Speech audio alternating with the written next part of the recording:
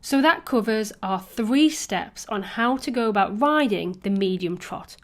We're now going to give you 6 tips for the medium trot along with the lengthened strides. So tip number 1 is that the aids for the medium trot should be discreet. Again, the judge does not want to see you having to kick your horse every single stride. Remember that the less you aid, the less likely you are to interrupt your horse's rhythm and also destroy his balance. So you should put your leg on, and once the horse responds, then allow the leg to go passive again. Tip number 2 is to not just fire the horse down the long side of the arena or on the diagonal line. So you must be very careful not to push the horse out of balance and rhythm, because if you ask for too much, then the horse will most likely fall onto his forehand, he will start running and lose the tempo, he may even break into canter.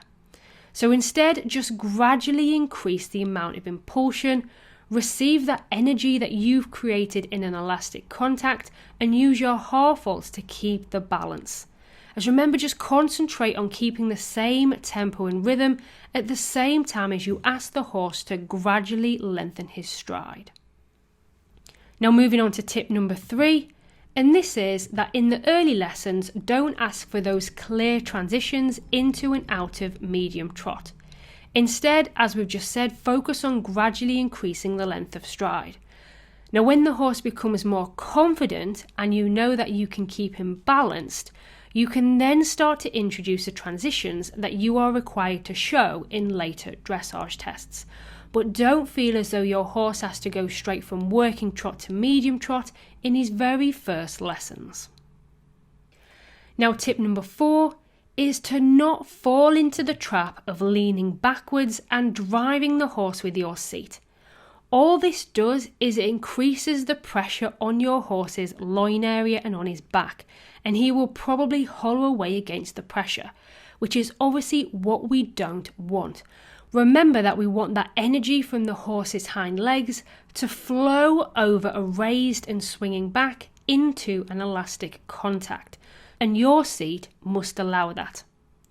Now in the same breath, that takes us on to tip number 5, which is that when you first start teaching your horse the medium trot, always go rising.